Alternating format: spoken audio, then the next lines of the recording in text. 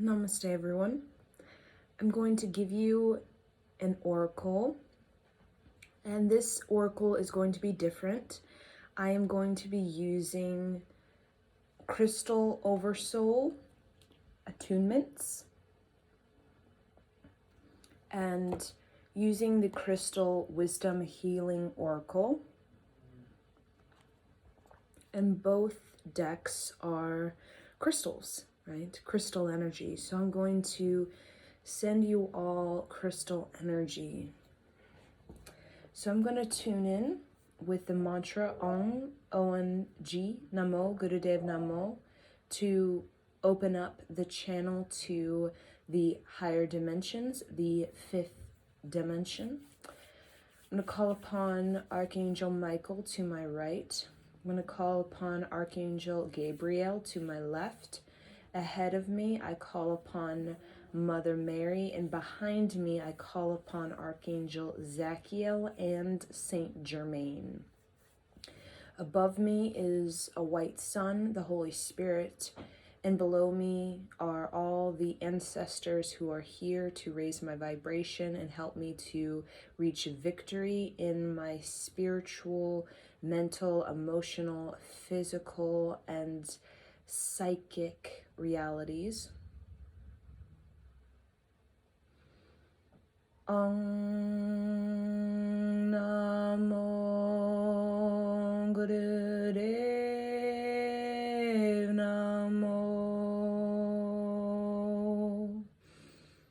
Om Namo Gurudev Namo. Om Namo Gurudev Namo. And then I use a protection mantra, imagining 4 pillars of light around me.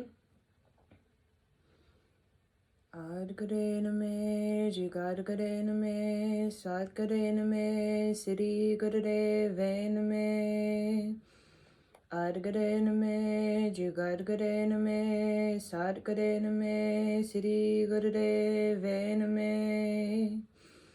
Adgade name, Jigadgade name, Satgade name, Siddhi Gurudev name.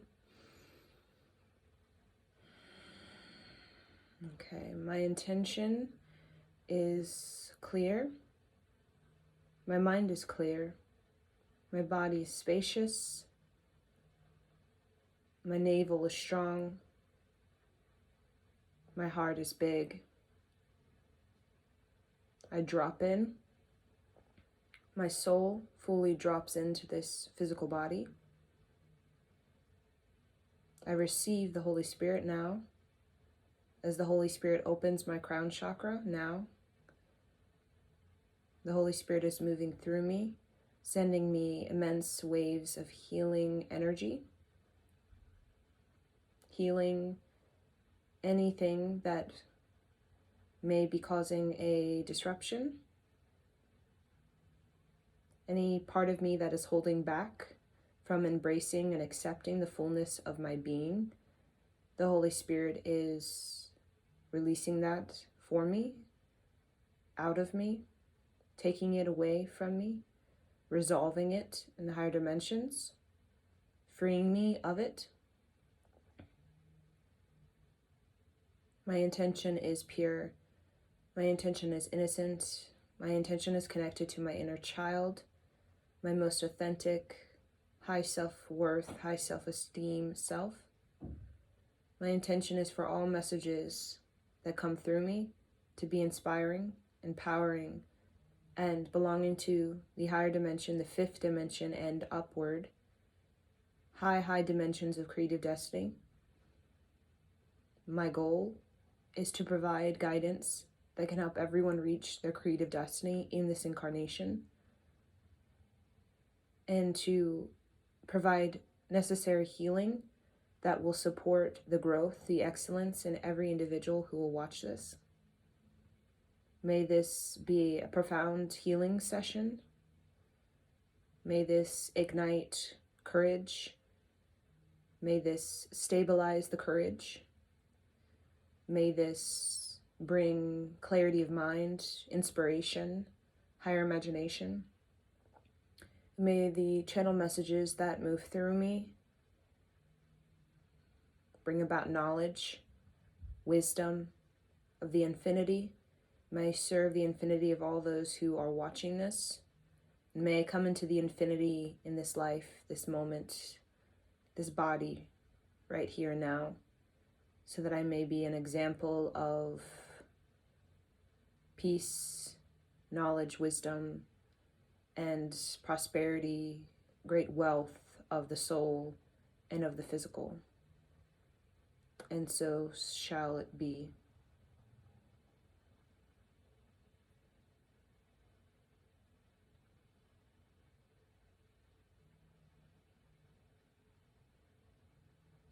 Okay, so that's usually what I do to open up the energy, to connect with the fifth dimension, right? It only took me about 5 minutes to really enter into this vortex that I call the fifth dimension, right? To really come into my household mandala, which is my fifth dimensional reality, that's embedded in the aura. So that prayer just really refined and really opened it up, right? Like a flower, really opened it up for me to connect with the fullness of this higher dimensional reality of me that is very much lively, it's very vital, it's very active, it's very pure, and it's very much real. So before I feel so many transmissions from these crystals. So definitely these crystals talk about interdimensional, I can just feel their energy, right? Because they're very much, they may not be physical crystals, but they do carry the crystal itself, right? It's almost like it's a space holder for that physical crystal. So these crystals work with the interdimensional travel. So we understand that this knowledge of the crystal very much comes from Lemuria. Lemuria is considered a larger continent, very much can be seen as a continent as large as North America. We do believe that the Lemurian continent could very much be Antarctica, but thousands, possibly 500,000, even to 1,000,000 years ago, the continent of Antarctica was in a different position. And there is even evidence of that that is stored away in secret. And the continent of Antarctica actually had green. It was very grassy. It had mountains. It had rivers. It was very spacious. There was a lot of spaciousness about it, and even the continent of Lemuria even had horses. I see a lot of horses in this particular continent as a form of traveling through the continent. I also connect with Lemuria, and there's a great orcas, dolphins, whales that a lot of Lemurias had, you can say, portraits and paintings on their temples of orcas. An orca was very symbolic for spiritual growth and spiritual maturity, right? So there's a lot of very much sea creatures on a lot of temples, because the Lemurians were very much connected to the water. They were also connected to what I will see even as South America. I do see some traveling to South America. This is in the ancient past as well. And also connecting to I'm seeing also when we think about Asia, when we think about Indonesia, there has been some travels to there as well. When we think of Asia and when we think of Indonesia and those kinds of islands that I can see in that overall geographic region. And the reason we're discussing about Lemuria is because Lemuria very much is connected to interdimensional experience. These beings were very interdimensional in the way that their civilization was very much resonating at a fifth dimension, and there's particular dimensions that have an overall resonance. For us, we resonate majority in the third dimension, but there are individuals in the third dimension who have raised their vibration on behalf of their lineage, or their lineage did it for them, through many generations of improvement, and through raising the consciousness of that particular lineage. And there are many individuals who are very much in a fifth dimensional experience, because it is required. 20% of the population has to be at a particular certain frequency to stabilize the dimension, because it is to be solely in a two-dimensional, three-dimensional sort of plane. There has to be sort of gatekeepers, or there has to be you could say vortexes or sacred sites of the fifth dimensional to really stabilize the third dimension, right? To even stabilize humanity. And a lot of these fifth dimensional beings are considered master students.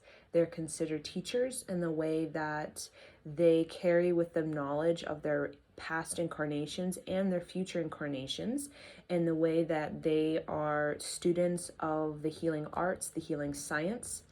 And that is so wide. The spectrum of the healing arts and healing science is so wide, in all of the teachings of this of the earth, the magic of the earth.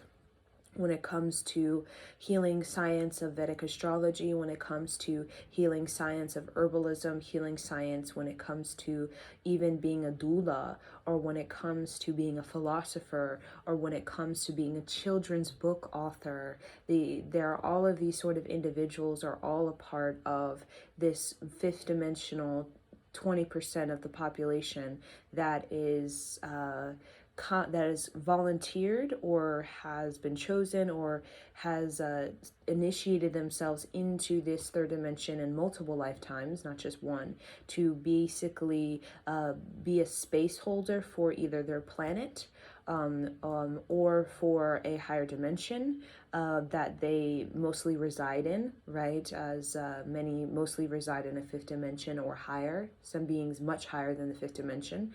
And they come down here to like a rod of energy, right? They like to channel and like to sort of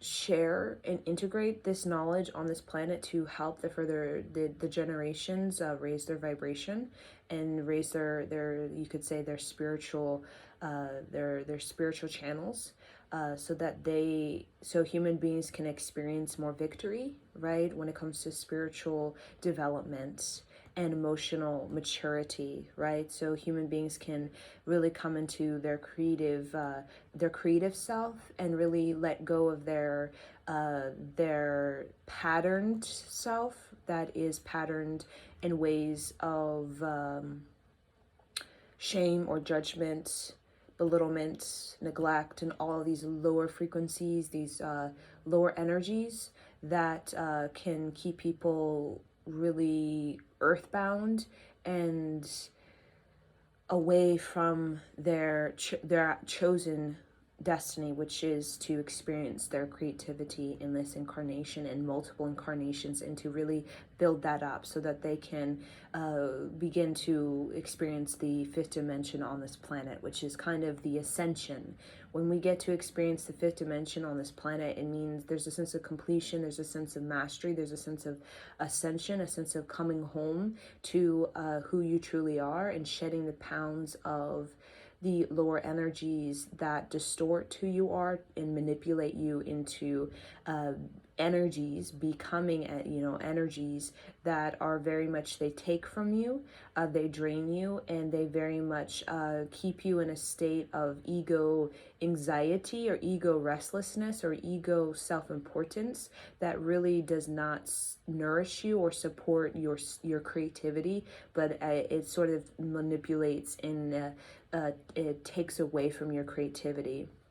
It leaves your integrity very wanky, and a wanky integrity cannot enter into the fifth dimension. So a lot of beings must prove themselves. The fifth dimension is not just a free for all, freely given to whoever. It's actually really sacred and preserved. And to receive the teachings and to receive the energies of the fifth dimension, you have to, you can say, earn it. You have to prove yourself, and how you do that is very simple. You just do it through your practice of self-love and your practice of spirituality that grants you this opportunity to really resonate the fifth dimension, where manifestation becomes quite magical and effortless.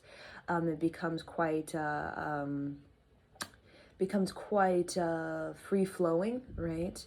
And really how we earn, right, this fifth dimensional and this sort of entryway and this sort of you can say these sacred tools or sacred energies that are there, even in the crystals, is we must purify and we must clear out all of these lower energies that may use the teachings of the fifth dimension and manipulate them or distort them or use them for ego-based desires that can be very much very harming or even very destructive to the original teaching. So in order to get these original sort of energies on this planet that aren't manipulated or distorted by lower energies, belonging to the dysfunction of the man-made ego that is on this planet, there's a dysfunctional ego on this planet, you have to shed and you have to purify these ways of your ego. And the ways of men and women both have this sense of ego, this man-made constructed dysfunctional ego, which actually is not part of nature. It's a part of it's constructed by a man-made sort of matrix or paradigm, where this ego is needing to control, needing to dominate, needing to manipulate for one's own glory, and desiring to recognize, desiring to have one's own importance better than higher than other. So that particular ego of shaming other people, judging yourself and judging other people, is an ego that needs to be balanced out and needs to be deconstructed in order for these individuals to receive the higher caliber of creativity, because creativity is it's given to those who actually have they actually have a stable ego. A lot of these higher creativities are not going to be given to people who have a dysfunctional ego. And a lot of people who do have a dysfunctional ego, when they do get higher creativity, a lot of it is through forms of injustice or forms of lack of integrity or forms of taking it and manipulating it from others who actually are deserving of this creativity. So that's a message from the crystals, as they've been here for millions of years, deep in the earth, deep in the ground, in the cave. And Lemuria had crystal music. Lemuria had caves, they had mountains, and they had kind of carved into the mountain these caves, massive amethyst, massive rose quartz caves. Also, they had even caves of even a different material that is actually very much rare. It's considered a special gem, very rare. And all of these crystal caves would be attuned to a particular hertz or particular voltage, a high voltage. And they would be used for healing, and you would sit in the cave and you would receive the hertz or the voltage. It would be very, very high, sometimes at a 7.0 voltage, extremely high. And these caves were vortexes within the mountains that would stretch all across the continent of, I will say, Antarctica. There was a large mountains, and these crystal caves would be used for healing purposes, and also for raising the vibration of the people, for meditation, and as actually for relaxation. And there also would be water in these caves, and the water would be purified by the minerals of the crystal and the voltage of the cave. And these particular springs or pools, they would actually be very, very purifying, very healing, because the minerals would be very, very energized and very pure. The minerals in these particular cave water would be very, very pure. And the crystals, they also would use crystals significantly in their temples. They had metallithic crystals that I don't know how they moved them. It could be through some sort of anti-gravity device they had, where they would literally transport these megalithic crystals, and they would put them kind of in the around the temple. They would put them in the community. They would also kind of structure them geometrically in like a stone formation, kind of similar to many on this planet. And they also were, Lemurians were, the crystals, they were seen as supreme jewelry makers. When it came to their clothing, their robes, their shoes, their jewelry, their crowns, their anklets, their bracelets, they were very, very supreme at making jewelry with the crystals, with the shells, and with pearls. They had a lot of pearls that represent Lemuria. The pearl itself actually is a Lemurian craftsmanship that would be traded to other other kind of regions, or other continents even. Their pearl, they had a lot of pearls in this area. A lot of them lived near the water, so a lot of them were more so like water people, water beings, and some of the Lemurian, the human species, could actually swim underwater for could be even about 11 minutes or so. They could swim, meaning breathe underwater for about 11 minutes, even going up to 22 minutes. They could breathe underwater, and that's how they would collect a lot of shells through their own sea diving for 11 to even 22 minutes when it comes to advance. And this was just common. Everybody had this. It wasn't something you had to develop like a professional swimmer. It was something every human being, a kid, had that capacity, same as somebody in their 50s had that capacity. So it was everybody. And they were known for their seafaring. They were known for their fish. They were known for they were known for just their, you can say, their connection to the sea, their crabs, you can say their fish. They also connected to the stingrays. The stingrays to them represented kind of like owls, in the way that the stingrays represent kind of beings that can travel, kind of symbolic for traveling through dimensions. The same as owl is seen as a being that can travel through dimensions. So they kind of saw the owl in the stingray, which they had massive stingrays at this time, massive stingrays, a lot bigger than we have today. And these stingrays were considered, even today, very, very ancient, very, very ancient, but very much alive. And the reason we discuss about Lemuria is because Lemuria, this gateway, this kind of remembrance can actually be very helpful to raising one's vibration. And Lemuria is connected even to Eastern Island. I'm seeing that when it comes to a lot of the Asian islands, I will say, even when it comes to Hawaii, even though Hawaii wasn't there at the time of Lemuria, I feel like Hawaii was underground, meaning underwater, just kind of coming up. But we talk about the Asian sort of islands, or Asian sort of land that was very different landmarking back then than it is today. A lot of islands we see today were not there during Lemuria, and a lot of islands that were there during Lemuria are no longer there now. So there actually are islands that were there during Lemuria in the sort of Asian sort of, I'll just say Asian sort of Pacific coast or whatnot, that they were connected to, or a lot of the Lemurian sort of practices and Lemurian sort of energetic residents actually kind of became the sort of Asian sort of traditions of spirituality and equanimity and peace and being connected to the earth, a great desire to be connected to the earth, right, and embed that into one's civilization, into one's culture, that being a primary lifestyle is being connected to nature. And Lemuria had very sophisticated technology, but they did not go overboard with their buildings, meaning they had a lot of land, so they didn't stack up their buildings like what we see in a lot of cities where they're all smack on top of each other.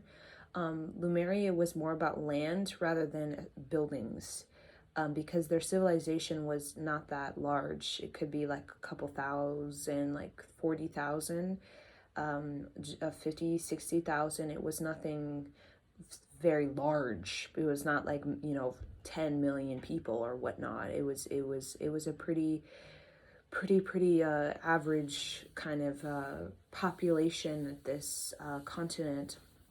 But the crystals they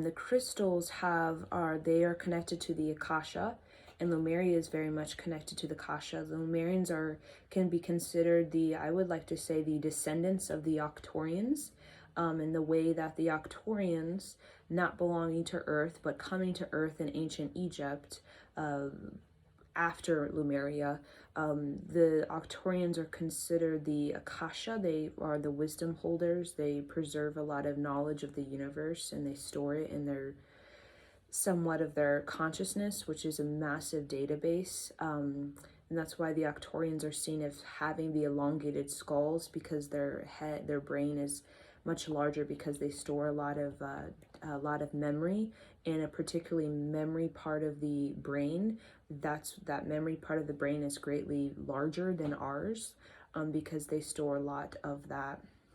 So the Lemurians do not have that sort of elongation of the head, but they were taller. They were tall, much taller than the average human, right? Which can be like 5'5" for a woman, or maybe like 5'10" or 6 foot for a man. I think they were much taller, like 6 foot and up for men and women, and that was the average, I feel. They did have, I can see, larger eyes than us human beings, larger almond-shaped eyes. They also had more of an almond complexion, or dark almond, kind of reddish brown complexion, but it varied from person to person. And they had an aura. Their aura was very much blue. There was something about turquoise. Turquoise was one of their colors, which we know turquoise in the kind of Native American tradition is considered a sort of royal color. It's considered a royal color. It's considered a color of healing, and it's considered a very special color, a color of wealth, you could say. Turquoise, they had a lot of turquoise, like turquoise gowns, turquoise jewels, turquoise, just everything. That was a very color that they enjoyed a lot. They also were considered herbalists, master herbalists, and a lot of their herbalist kind of practices actually are in what we know as today's sort of Asian herbalism, and knows today as even Vedic sort of herbalism. It was shared with them thousands of years later, through the return of a group of Lemurian that actually came and began to create their own mini town in places of Asia, I see. But the Lemurians were connected to multiple sort of beings, multiple sort of beings that are actually more tribal, and they're actually benevolent beings, meaning they're more tribal, they're more about they're explorers, they're voyagers, and they also desire knowledge. So a lot of beings who lived in Lemuria desired knowledge, and they came to this planet Earth from their other planet because they wanted to experience the vibration of the Earth at the time that it was, and they also wanted to help build, kind of like founding fathers, you could say, or founding mothers. They wanted to help build the human, or you could say the Earth sort of magnetism. So Earth has a magnetic, you could say, a magnetic structure that was actually helped and created by the Lemurians, and as well as the ancient Egyptians, and how they helped support the electromagnetic field of the Earth was through metallithic structures such as pyramids, that many beings actually would travel to many places, South America, even Russia, even Asia, North America, to create these sort of metallithic structures. A lot of them are not apparent today, but are very much there, just sort of hidden in plain sight. And a lot of these metallithic structures had a high voltage that would affect the electromagnetic field of the Earth, bringing more balance and stability to the magnetic field of the Earth, in support of human life. And human life was already existing prior to the colonization of Earth. There was a period of cavemen. When we think of the dinosaur type of period, which is an experimentative sort of human, during the dinosaur period, I don't know, something about that, but that was a period that could last about like 400, not 440 to maybe 60, could be thousand. Again, when you look at millions of years, that's really a tiny portion compared to the big bulk of time. And 40 to 60,000 years really is not that long.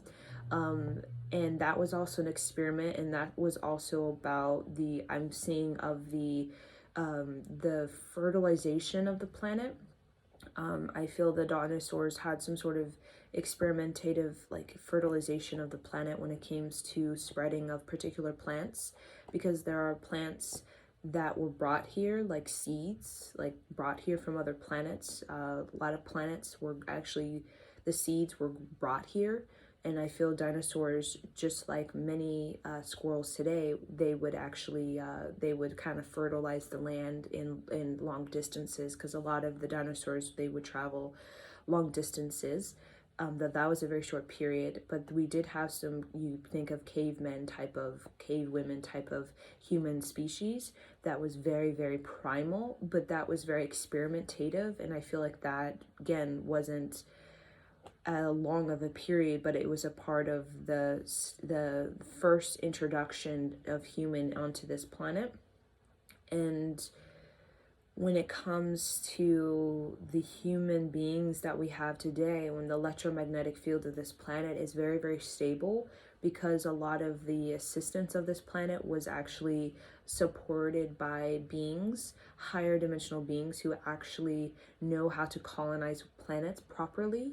And we will be connecting with them in the future when we do desire to colonize another planet outside the solar system, which will come in thousands of years, we can say. We will be using them. And there are particular higher dimensional being that actually has colonized many worlds, many planets properly, and stable, right? And it does require thousands of years. It doesn't happen in 100. It does take time, but these interdimensional beings are very, like, they have no sense of time. They're very timeless. They can travel through time, right? So it's not a matter of fact of waiting around for, 50, 50,000 years. It's a lot of, also these beings are much older, much older, like they live much longer, right? When we think of the stories of India, even the stories of Asia with the beings, there's supposedly these beings could live for hundreds of years. When we think of the Greek sort of beings, right? The Greek sort of beings in their sort of theology is very much beings who could live, gods who could live for, 50, 500 years. And that was very much a thing, but not on this planet, because the gravity of this planet doesn't support that kind of life. When we think of the Adenakton that comes up, because Adenakton is somewhat connected to Lemuria, as Adenaktons are actually warriors belonging to a different planet of warriors. They are very much protectors, but also they represent the identity, the ego of self. So the Adenakton, they're also, having of gold or having of precious gems that for their planet. But a lot of them did bring about to the Middle East, particularly when I think of the Babylonian time, I think of the Adenakton, meaning they have given knowledge on astrology and cosmology in exchange for resources of this planet, like cosmology, astrology, that is today, and that kind of built up the Babylonian time period of mathematics, because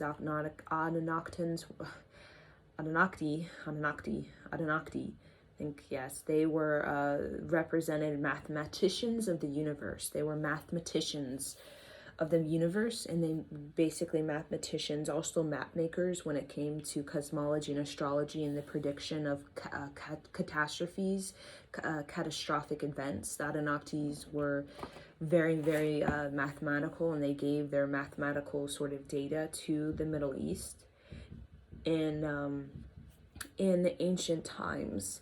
And they also were connected to the foundational ideas to Atlantis, but they took back a lot of their knowledge. They kind of took back what they gave to human beings when human beings revolted from them in the ancient past.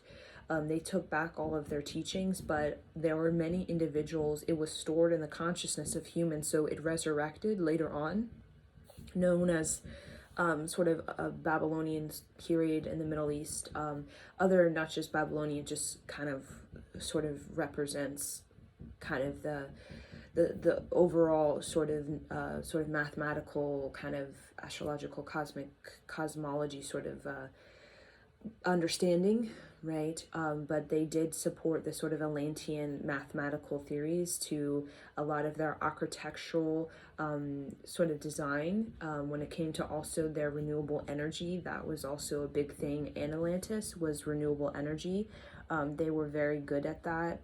When it came to water, they had a lot of used water as a renewable energy source. And the structure of the whole city was structured as basically a mega machine for renewable energy. So Atlantis was seen as very supreme in architectural design, because the whole city, the whole structure of it, the city was just one big giant machine, basically. So when we think of the way it's designed, it's actually designed as a big machine, basically, for renewable energy. That would be it would be literally honing the energy upward, concentrating it upward from the water, that could be the ocean or the river, or and it would be kind of pushed upward, right? And then it would be dispersed out into the atmosphere, kind of like when we think of a pyramid, or we think of Nikola Tesla's inventive plan for having a megalithic structures that could release a high amount of energy, high voltage that could be picked up and could be converted into like light, right, or sound, energy, that kind of thing. They were very much like that.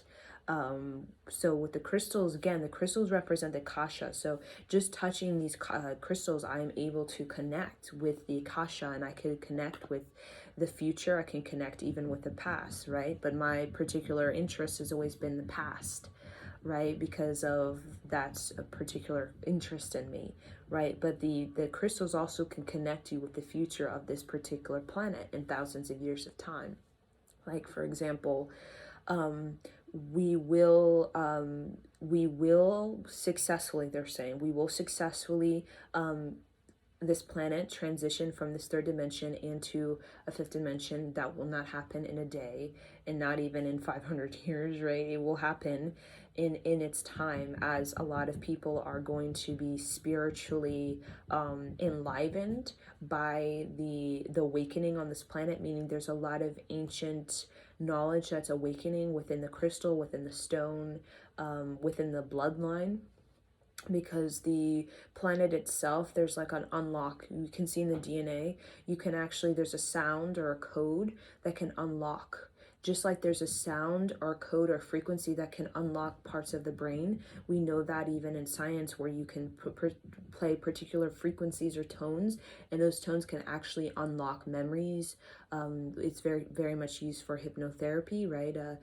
Even past life regression. You can do these particular frequencies or there's tones that unlock memories, and that's what's happening. There's frequencies that are being codes, frequencies, sort of keystones, keynotes that are basically unlocking sort of knowledge, even unlocking DNA, unlocking parts of the brain. And that's why a lot of human beings are experiencing a lot of mental illness, which is because the brain is being calibrated much higher in a very short amount of time.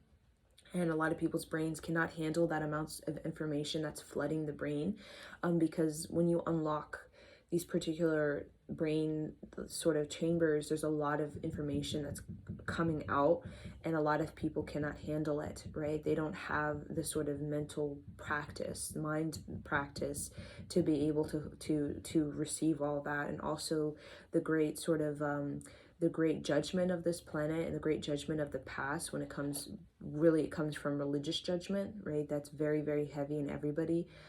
People don't embrace their spirituality, and that's also what's causing even more mental illness. Is they think that they are not open to understanding what's actually going on. They're not open to actually learning that the sort of major sort of brain recalibration is actually a part of human beings becoming more psychic.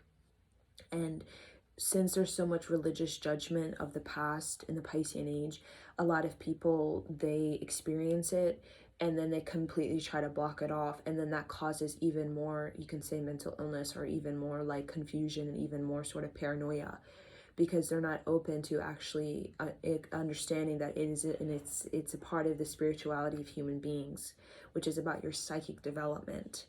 And a psychic development is the preface to, we call about emotional maturity. So a part of the future of this planet is about emotional maturity, but we can't have that without psychic development. So a lot of these mental sort of, recalibrations that happen with the full moons, new moons, like major stimulation, major pressure on the brain. A lot of people with major judgment from their religious kind of factors, that's just in them from their ancestors, it really has them shut down. They literally are shutting down the psychic gift. They're trying to, and that can cause great depression, because you're basically you're pushing it down. You're pushing it down. You're not letting it rise. You're pushing it down through your own judgment. So there's this psychic energy that wants to rise. It wants to move, but we keep pushing it down. Right, almost like we're pushing this energy and just kind of pushing it onto the ground, trying to keep it from growing, keep it from moving, and that is causing depression for many people. And with the psychic ability, the human brain is becoming a lot more sensitive, meaning the subtle energy of the human being is becoming kind of similar to like animals, right? And that's how it should be, actually. We should be very subtle like animals, where we can sense things very, very finely, very, very finely, like even hurricanes, tornadoes. We actually have a capacity like animals to sense it even days before it actually occurs. But we have lost that ability, but that's ability we have to restore in order to get to this next phase that a lot of beings are waiting for us. They're waiting on us, the beings, the ETs, they're waiting on us to emotionally mature, and that will take a long time, not long, but it will take many generations to actually get to the state where we can interact with these higher levels of knowledge, higher intelligent, higher creativity on this planet, or receive knowledge of these higher beings, ETs, without collapsing, without our nervous system being completely shocked, because the pressure of we can't handle much pressure. When we get a lot of psychic pressure, a lot of us collapse, or a lot of us, we're wiped out, because the psychic pressure is just too much on us, right? So a lot of us, we don't have enough emotional maturity to be able to receive this other knowledge that wants to come in, because judgment is a major virus, we could say, on this planet, that really has a very poor imagination and very poor creativity on this planet in many, many ways, right? Very, very poor imagination, very poor creativity, right? Creativity and imagination is very much atrophied due to the judgment that is from religious basically there has been a disconnect between spirituality and religious. Religious has attacked spirituality in many ways, and has made spirituality it feels like a sort of a propaganda in many ways. And there hasn't been enough courageous, perseverant, and you can say strong humans to be able to repair that kind of connection.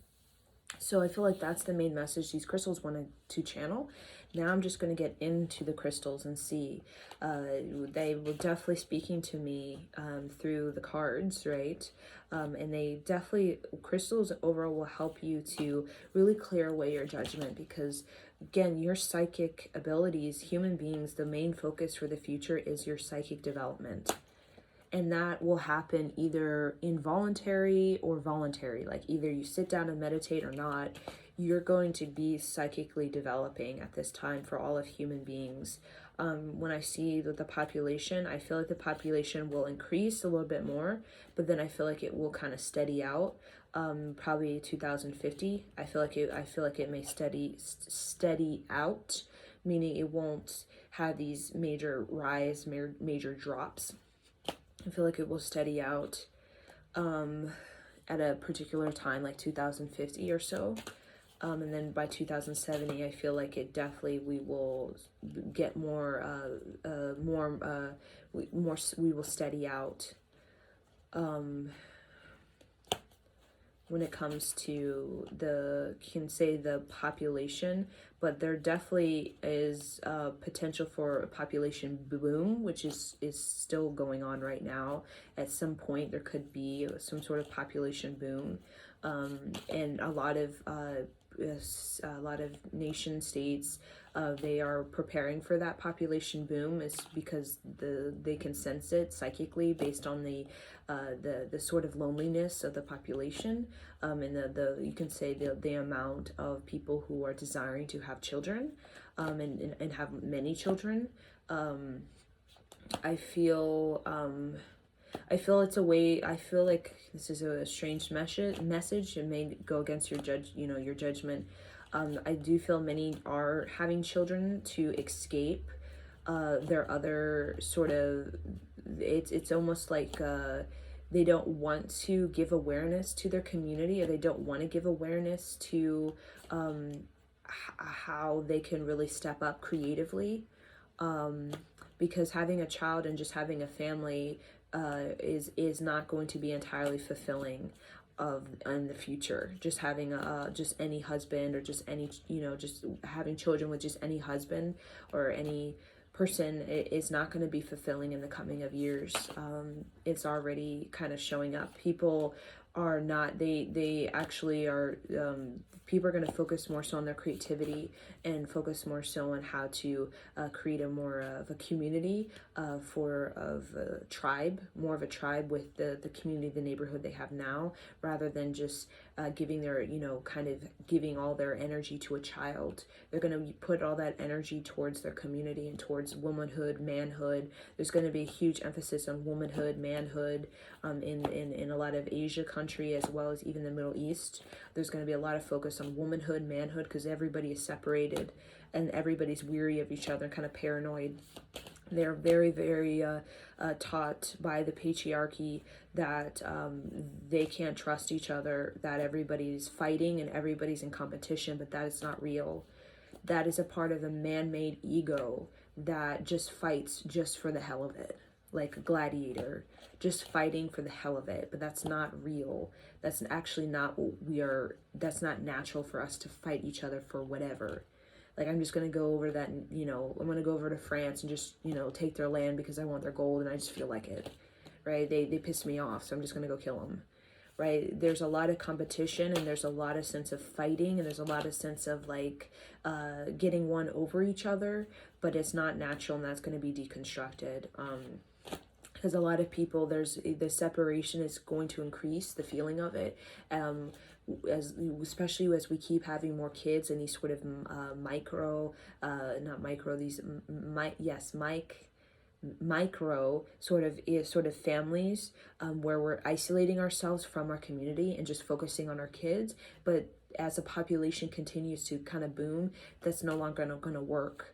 In especially some geographic regions, because the population is just very concentrated, very dense in these areas, and people are realizing that's not fulfilling anymore, right? That's not fulfilling. So I do feel like in a certain time there will be people that they're gonna change their beliefs regarding having kids just for the sake of having kids, and a lot of people are gonna start to seek out partners that are going to. It's based off of fulfilling a creative destiny and based off of being creative together, in the way that people are going to really start focusing on challenging themselves, which people don't do, right? A lot of times they don't challenge themselves, then they just want a baby or just want a husband. That's not very challenging. That's very easy. And a lot of people are going to focus on challenging themselves both spiritually and mentally, right? A lot of people are going to want to participate in projects, endeavors that are involving sort of manhood, womanhood, sort of the building up of a human community that is more satisfying than the past, right? Because in many ways, it's like we all live in our little homes. Right? This is what the beings see. We all live in our little homes, right smack on top of each other, right smack beside each other. And yet we look at each other and we don't even talk, except sort of a shallow conversation, right? It's like, or we're just so worried about our own kids that we don't even look to see the neighborhood kids, right? In some ways. And that's a lot of us, because again, we're really going to put our energy, we're really not just going to put our energy towards whatever is demanded of us of the past. We're really going to start to put our energy towards creativity and towards really building, raising the vibration of ourself, so that we can offer more to this planet, because a lot of people offer more to this planet. So at the bottom of the deck, we have rose quartz. So there's definitely a love frequency that wants to come in and that wants to support us when it comes to this transformation. I feel like, again, a lot of us, the love frequency is the rose quartz. It's actually helping us to soften up our heart, and also helping us, again, it's through the heart frequency that you receive the knowledge. It's not through your brain. It really is through the heart frequency. If you have a closed heart, your psychic ability is going to be, it's not going to develop the way it can and the way it should, because your heart actually is the electromagnetic field, the current, the sort of voltage that kind of establishes your electromagnetic field. So this card, Amber, is called Being Enough. So there's definitely a thing about recognizing your worth and recognizing that you have much to offer. Like I said, we're stepping into what do I have to offer? That's our main question, not, just want to have a child or something, because there are a lot of people who are still in that. But it's coming from a place of I'm not enough, right? I want a child or want a spouse to complete me or to make me feel better about myself. But a lot of us, we forget about our own creativity and forget about our own sort of psychic development in many ways, right? So a lot of us in the future, right, 2050 and onward, we're definitely going to be focusing on what do I have to offer, right, rather than what do I have to take, because there's a lot of what do I have to take, or what is my gain, or what do I want. We're going to start considering more of oneness and what do we want, what do we need as a planet. And that's a completely different thought, the sort of placement in human. So being enough. So Amber has a warming energy that comforts, encourages us to take care of our power. We are conduits of immense spiritual energies that seek expression via our bodies. If we push ourselves too hard and don't allow time for rest and relaxation, or time to allow energies to be simulated by our body, it is the solar plexus chakra that will become burned out. This can lead to a breakdown in the delicate etheric web surrounding the stomach area of the body. This in turn affects the pranic energy being processed by organs around the stomach region, leading to a drop in overall energy levels and tiredness. So this is very interesting message. So it's saying when we push ourselves spiritually, again, which is what I do a lot, because I'm always, trying to do it on behalf of this whole planet, like it's my responsibility, right? When we are pushing, okay, there's a lot of spiritual energies coming in, and sometimes we can push it, like we can push ourselves to psychically develop it, right, to work it out, right? It's almost like you're math, you're a mathematician, and you get the theory and you just keep working and working and working and working it out for hours and hours and hours, getting better and better every time you work it out. But what happens is you mentally collapse, or you mentally get very tired, right? And sometimes the psychic energy that wants to move through, the spiritual energy that wants to move through and not have you do anything, right? Sometimes it's just going to move through, and it's just going to move through. So many of you guys, your solar plexus, you could be experiencing tiredness in the solar plexus when it comes to you pushing ahead, you striving. Maybe you've experienced much adversity or belittlement or judgment of the past. So you're really trying to kind of beat the odds, or really trying to push yourself to be better, or you can say to have a sense of victory, right, spiritually, right? Especially if you feel you're very close, or you feel psychically there's a big gift that's about to really come, right, in a big profound way. I feel like this is saying about the burnout, right? The burnout of the solar plexus can also do with the tiredness, the fatigue of the organs. Amber encourages us to listen to our body's signals and needs, to rest when necessary, and trust more in the timing of life. So the big one with Amber is saying it rest when necessary and trust more in the timing of life. So a lot of us, right, we can feel that the divine timing of our endeavors, our pursuits, our goals, our intentions, right, the timing may seem maybe it's not favorable, or maybe, right, we're impatient, whatever it is. So we could be pushing to get ourselves better, or think that we need to be better, but all it is doing is can create this burnout, right, this spiritual burnout. It's like we're, right, in many ways, when you start to spiritually grow and psychically develop, it's like you love it. So you just want to keep going, and you want to go until you start to look like a Pleiadian or something, right? And they're saying that is saying trusting the timing of your life. So embracing the mystery.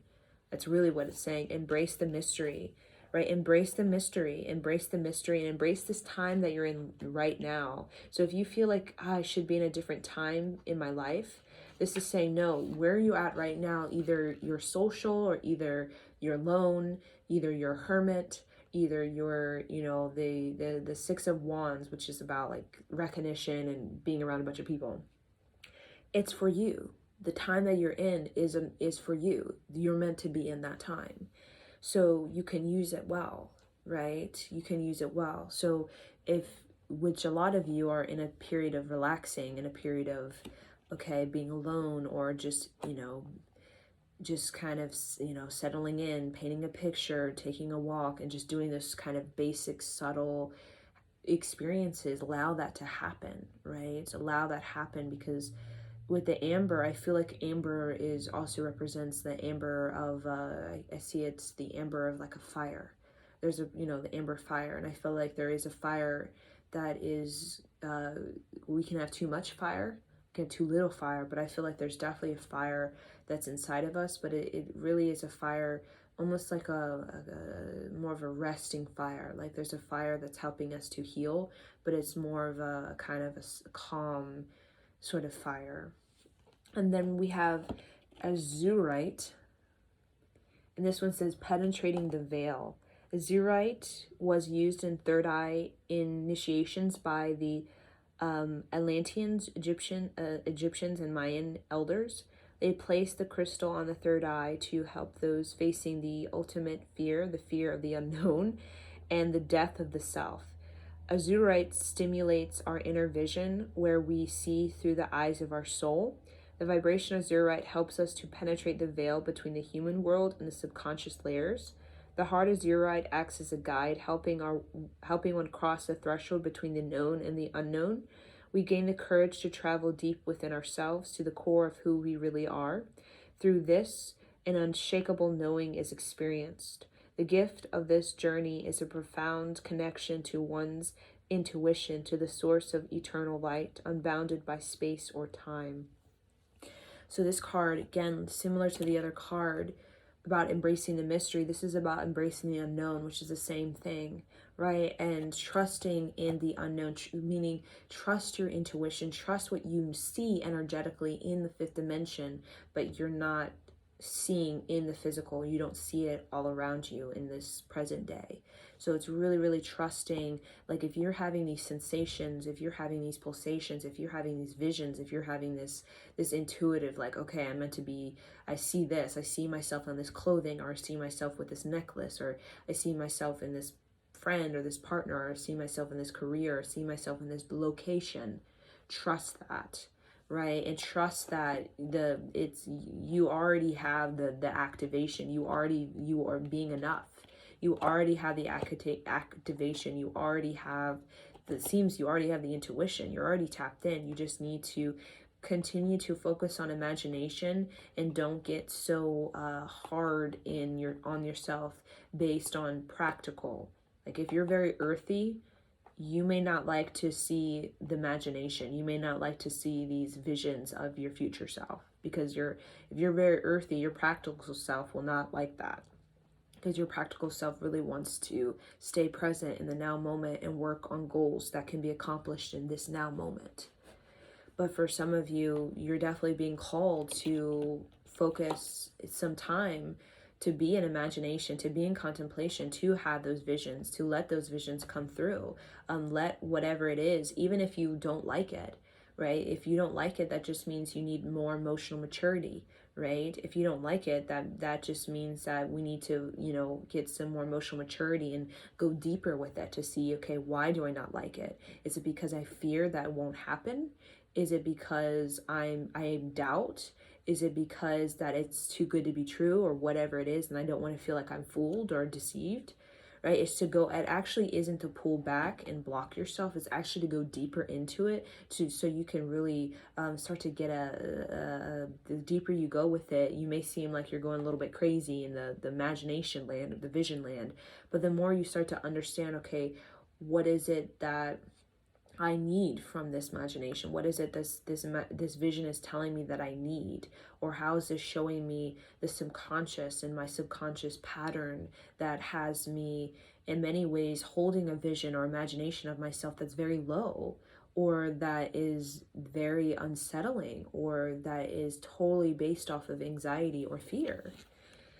So that's that card. And then one more from this deck, we have receptivity with the moonstone. So the moonstone, feel that energy, that resonance, that vibration, that mandala. Receptivity. Moonstone's energy balances the sacral chakra that oversees the water element of the body. When the water element of the body is flowing, the etheric body is more open and relaxed. All human beings have active and receptive sides to their nature, represented by fire active and water receptive. This alchemical relationship between fire and water is the creative mixture that shapes our life. In order to successfully create reality, we must have a balanced relationship with both sides. Moonstone draws us towards the waters of a receptive, open nature. Here we learn the qualities of listening, trusting, eliminating, flowing with the unknown, and being patient.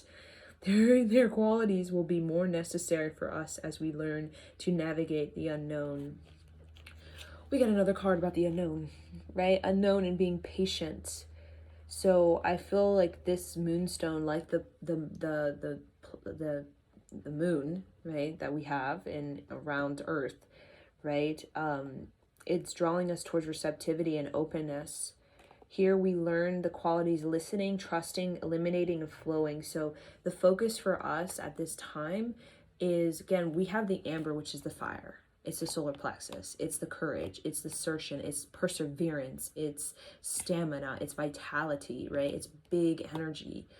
But in order to have the balance, right, like the sun and the moon, we have to have that balance. If we didn't have this moon, I don't think our planet would really be able to have maybe long-term life, meaning human life possibly, right?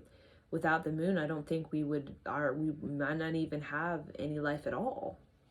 That's how much the moon brings balance to our planet. So the moonstone is saying about, really, again, we have the amber of like fire, desire, vitality, pushing, a lot of spiritual energy, which is really, really like powerhouse.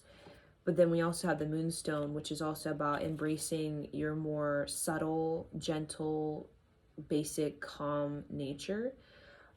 Which is about listening, trusting, eliminating, and flowing. So being more in the flow, right? Again, get in your imagination, get in your vision, and see like what it is that how you can better flow in your life, right? And look at, okay, what does it feel like to push yourself? And what does it feel like to flow, right? And really see how you can incorporate more of a flow, right? So receptivity is also about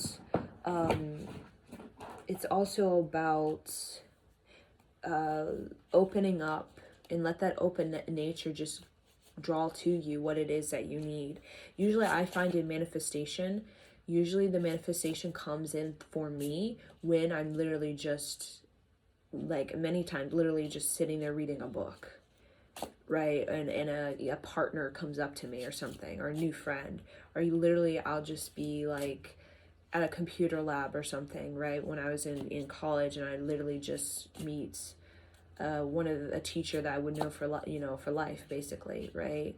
Or literally I would just be you could say, singing a song, totally nonchalant, and you would meet. So a lot of it is about, I think manifestation, there's a big portion of it that is spent in the action. But when you've taken enough action, because you have taken major risks, and you will feel like you have gotten to the level of perseverance, right? When you've taken risk, and not only taken risk, but also standing your ground, meaning taking a risk isn't about you take a risk and then you go back into some old thing or old pattern, old relationship, or settle. Taking a risk is like, okay, I expanded myself. Now I'm holding my ground, and what it is that expansion has brought into my life, like a vision, an imagination, this knowing. I'm standing in that ground. And then there comes a point after that where you standed your ground, you persevered, you didn't go back to the past or past relationship, past patterns. You're standing your ground. You're continuing to stand your ground, right? Looking at your future self with a clear knowing that this is what I want, standing your ground, right? Whatever that means for you. And then after, there comes a period of literally just relaxing, like letting it all go. Okay, you're not drawn to the past, you're not going for past relationships, you're not drawn to patterns that are totally about what you've been. You've completely become this new identity, this new expansion. You've held your ground long enough. Now it's become of you. Whatever that new posture is, you've held it long enough. Now it's become of you. And then now it's just completely being nonchalant. It's almost like you're not even thinking about the past. You're not even thinking about these old things about you, right? You're not even thinking about those memories because you've held your position so long, right? And been, that risk, you've been holding that expansion and not settling, that now just relax. Because you got it. You did it, right? You did it. Right? You have it in you now. You have it in you, that whatever that expansion that you wanted to have, you did it. You held your ground long enough, either through meditation, years of meditation, or self-hypnosis, or kriyas. You did it. It's now in you. It's now held in you without you needing to constantly try to, hold it down. It's already, it's just holding you. So when you feel like whatever it is that whatever expansion you want is holding you, meaning you're not like feeling drawn to the past and keep doing these relapses of the past and all these patterns, when you just really feel like solid and like it's holding me now, like I'm not even looking at these patterns of the past, like I'm not even looking at the people that remind me of my exes, I'm not even thinking about my ex, I'm not even in the memories of it, right? I'm just literally here, solid, feeling like I'm just going out and I'm just drawing in connections that are completely different from before and actually are more expansive than before for me. You've done it. So I feel like for me, that usually is the point where the time is to just relax. When you got it, it's already holding you. You don't need to really stand up for it anymore, right? Because you've already done it for a long time. Just letting it, the receptivity, which is you just being nonchalant, that becomes the next phase. And then the manifestation after that, right? So I'm going to pull 2 cards from the Using the Crystal Wisdom Healing Oracle and see what we have. Powerful energy moving through me. Crystal activation. So we have the Preciel Bluestone. So again, just looking at it is very powerful. And then we have citrine. So I know much about citrine, right? Prosperity. It's the Lakshmi frequency. When you think of citrine, you think of Lakshmi, right? Lakshmi is a journey. You don't just become Lakshmi overnight, right?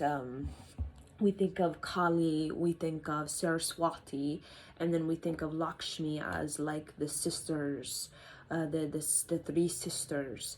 So citrine, right, is the Lakshmi, right, the Lakshmi of wealth and prosperity. So we have to travel through Kali, which is courage. You cannot have prosperity without courage. Courage, risk-taking, perseverance. Kind of see it as the leopard. The leopard represents perseverance, right, represents courage. And then Saraswati represents knowledge. And I like to see knowledge as the white buffalo. Knowledge is like the white buffalo.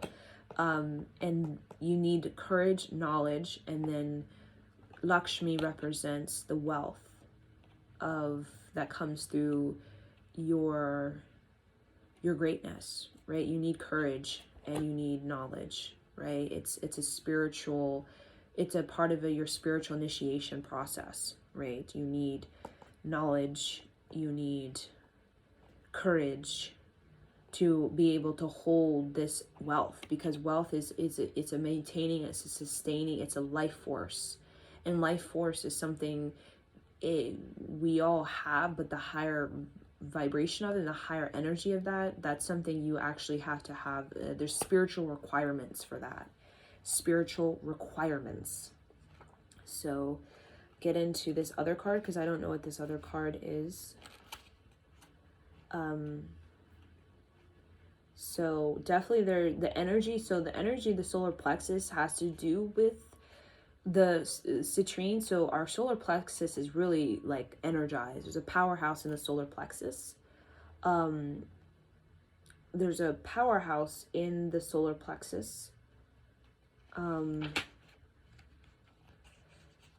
And this card right here, you can look at it, represents the inner compass. So the inner compass, right, the blue stone, representing trusting our inner compass, that our inner compass is mysterious, it's unknown, right? Be receptive to your inner compass, which is your true north. And do not allow judgments around you. Do not allow society and the folding of society, where it will fold you in a certain way. Do not allow society to fold you into a model of how prosperity is, or who it's for, or the offering of it, and trust in your north node. Okay, so the blue stones planted healing energies from the land of the ancestors into a sacred healing landscape. This stone accesses past, present, and future. The self-understanding, you are an ancient shaman who has much wisdom to impart and the ability to journey through multiple dimensions to search of healing. You have unshakable core stability and an inner compass that directs you with integrity. So we have word of integrity, core stability. So that's what I'm saying with the journey of the Shaktis, right? It is about core stability and integrity, and wealth is when we think of real wealth, not the fake wealth of, you know, white men supremacy groups or white men lineages that are based off of withholding and discriminating and stealing energy from other people, right? To maintain your lineage, right? I'm not talking about, you know, billionaires that or millionaires that, you know, are now, you know, just sketchy people, really look like dirty people, right? Dirty white men we think of, right? That really are just draining the planet. I'm not talking about that wealth. That's not real. That's just a sort of a dark magic type of thing to confuse us, right? It does it very well, right? I'm talking about wealth and like the old practice, like Indian wealth.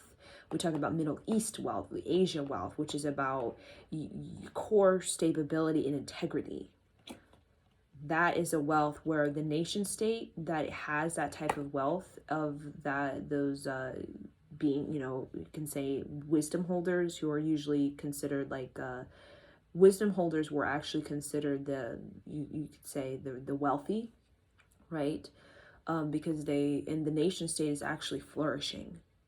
When you are in a nation state that's not flourishing and everybody is just unhappy and barely surviving and there's all conflict, you can tell the elite or the leaders are not doing their job. And there are many nation states, as we know, where it's like there's these elite and they're just in their yachts or whatever, but then the nation states are just uneducated, struggling, have no sort of security when it comes to health or security when it comes to just their life. That's how you know there's poor leadership, right? And this is ancient teachings, right? But we have a different model right now. Wealth is about lineage. It's about, usually the lineage of the wealth is the white group, the white men type of thing, right? And the other groups are usually have to have a lot more courage. If you're not a white group, you have to have a lot more courage and perseverance, because if you are listening to this, you might be one or two generations of many who actually is really raising your vibration in a way where you're not being taken out, you're not being imprisoned, you're not being belittled by more, you know, hierarchical, privileged group, right, of people, right? Because we know as women, especially women who are not white, right? Not only recently do women have rights and they're not considered property anymore, But if ethnically diverse women, they not only have rights, but now they can actually show their skin, right? And not feel like they're going to be attacked. But that still is happening, where women of color are being attacked, right? And not just Black, I'm talking about all kinds of, we know the stories of other ethnic groups as well, right? Like even Latinos, Asians, we know it. So Citrine is saying that there's a sort of earning, there's a sense of deserving, right, that has come through the journey of the Shaktis. You have the Kali, you have the core stability, which is about you have persevered. Like I said, you stood your ground, you took a risk. Now stand your ground, and you have done it. Either it's 6 months, 10 years. It's all a test of your will. Kali will test your will. That's what Kali is. I will test your will, right? Because without will, there is no perseverance. When you think of the leopard, which is the Kali, I see the leopard as, the Kali. Kali wears the leopard skin, right? The leopard. It represents that Kali has a lot of, she has gained the leopard skin through her perseverance to stand her ground for multiple years, as she has failed and she has succeeded, and she has failed and she's succeeded. Now she has this core strength. I am an identity that has integrity. I'm not so easily seduced and manipulated and tempted by these darker energies that really just want to manipulate me into selling my soul, selling sex, and basically making money off of the promotion of pain or anxiety, or sort of my childish ways, we'll say, right? So we talk about the shaman. So definitely the balloon stone, the multidimensional being, right? So the divination, use natural medicine for alignments. Pay attention to your boundaries. Dig deep into the past. Access your memories and cut yourself free. Examine your deepest intentions and roots. Live in the present moment. Find your own direction and face challenges with equanimity.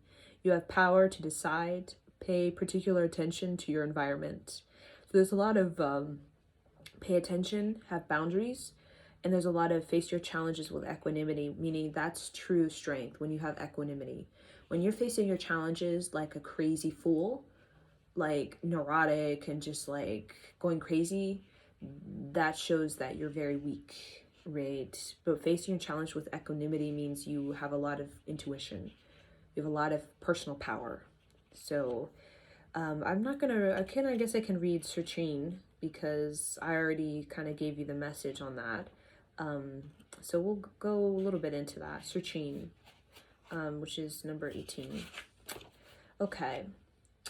A stone of joy and abundance. Citrine helps you to interact creatively with the world. It promotes inner calm. Self-understanding. You spend too much time worrying about home, family, and finances. Remember, you're an abundant being who manifests with you what you need. You're an innocent, wise child who yearns to play. Joyful play creates a wonderful world. Be grateful for you are blessed. Accept constructive criticism. Become emotionally balanced, letting feelings flow naturally. Divination. Take time out for joyful play. Self-regard heals a damaged child. Abundance is all around you. You attract success and prosperity. Stop worrying. Be optimistic and allow life to happen. Trust your intuition and perception. Consult the wise child within. Your thoughts on the bigger picture are correct. If there's a family discord, harmony is restored through praise. So the bigger picture is correct. It is trusting your inner knowing, and it is to lighten up and to have some fun, right? It's about really connecting with your happy-go-lucky self, right? This childlike self, this happy-go-lucky self, and that's what's going to magnetize you. The prosperity that you have been standing your ground with for could be months, could be years, could be decades, who knows? So really just be happy-go-lucky, right? In the challenges, in the adversity, be happy-go-lucky, and that shows true strength. That shows equanimity. That shows intuition. That shows that you have the spirits on your back and that you don't feel so intimidated by the pressure of other people's ego games and ego challenges, right? We're all challenging each other at an ego level, but rarely do we challenge each other at a spiritual level. We challenge each other with ego. I got it. I got more. Look at me. Compare, compete, contrast. But rarely do we challenge each other at a spiritual level, which is about emotional growth, spiritual balance, and mental expansion. So this is the knowledge that I have for you, this transmission, this oracle, this crystal remedy, this crystal healing that I have for you, and may this bless your life. And Sat Nam.